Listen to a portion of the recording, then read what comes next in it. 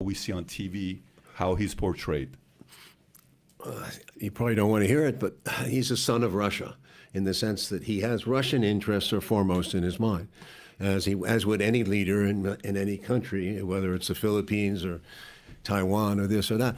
I mean, cares about his country and he serves it. That's the way and that's why he's there, because people feel that he's there. And they talk about he's a tyrant, but he wouldn't stay in office in Russia, the Russia that I know, and many people would agree with this, that if he was a monster, which is pictured in the West, he'd be out of office because it wouldn't work.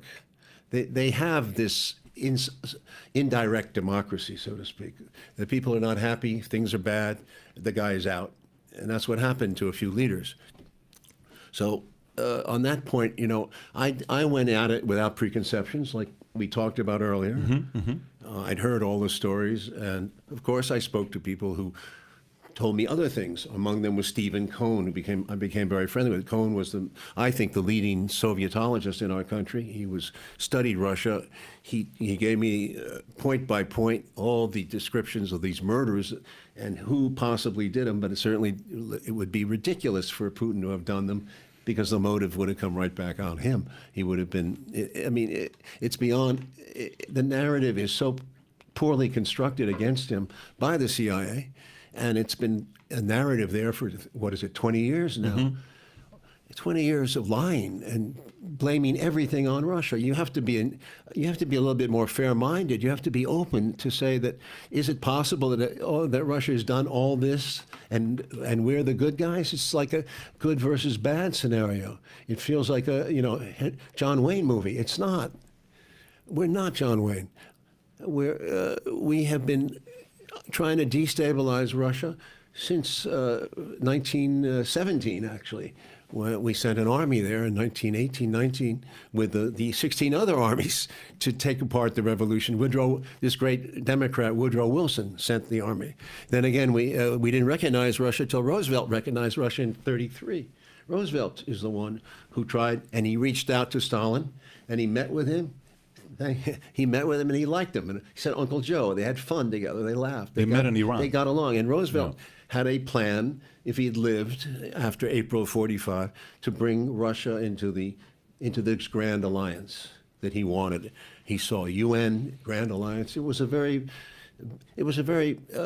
strong, good picture of the world. England would be U.S., China, Russia.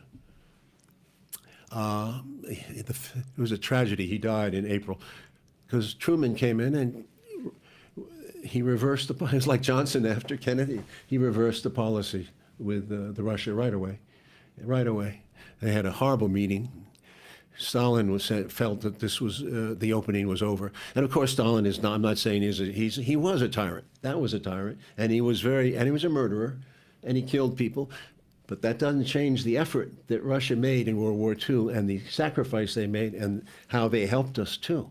So you have to balance the good and the bad. The people who hate Russia, of course, point to Stalin as the most evil man of all time, worse than Hitler. So they make a whole scenario about him, but they ignore what the Russians' contribution was to World War II. And Stalin, frankly, held that country together at that time. He was a tough guy. But you have to sometimes you have to lie in bed with people like that to get what you need. And America has to be realistic about it. You can't be a child about comic book heroes. So anyway, Putin is, listen, I'm limited. I spent 4 trips, maybe 30 hours with a man. So, and the result, you should see it. I hope you see it. It's called The Putin Interviews. It's 4 hours long. 4 hours long. It was on Showtime. It still is. And it's available through other channels, too. You can get it probably on Amazon. You can rent it, or you can buy it. He answers these questions that we're dealing with today. Ukraine, foremost in his mind at that point. This was 2000, right after 14. This was 16 area.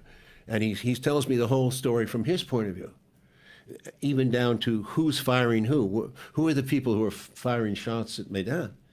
It's not pro-Russian forces because they're firing from buildings occupied by the protesters. It's people who are snipers who are firing at the crowd, killing both policemen and protesters. That's the whole point. It was like the same thing that happened in Venezuela back around that time. That's a CIA technique. Color revolution, then you have the violence. The violence breaks out. Somebody's killing somebody, but you kill from both sides. You create this disturbance. And they killed a lot of cops. They killed protesters, and that kicked off. So who did it?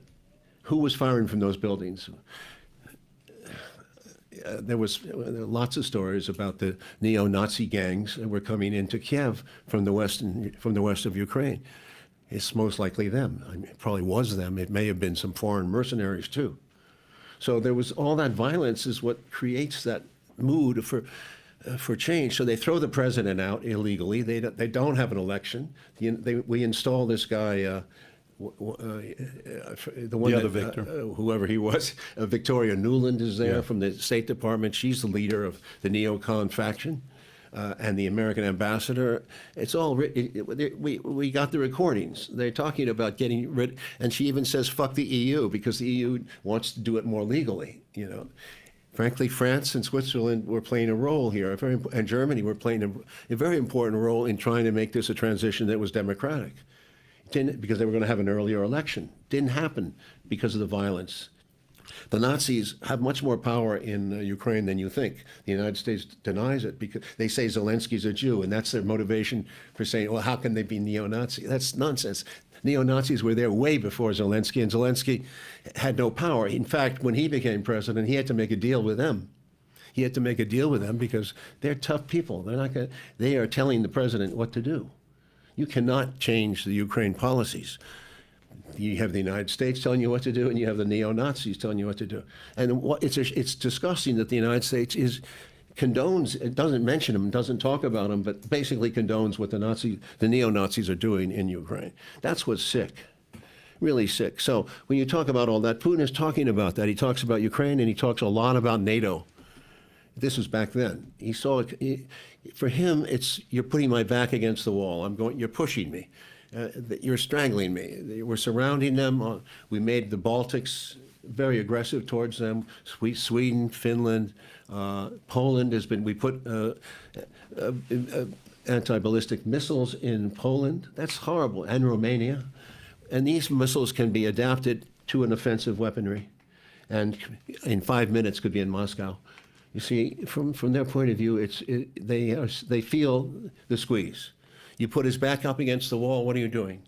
You're going to create a state either where he's going to go to war and he's going to fight back, and he's got the nuclear weapons to do so. They're crude weapons, but they're very big, strong weapons, hypersonic missiles. We have very refined weapons. We have great weapons too, but who wouldn't want to be there in that war? It's not a war that makes any sense for the world, and we're pushing him to the wall. Either that, or else we'll get what we want, which is regime change. Bring in some guy like Yeltsin.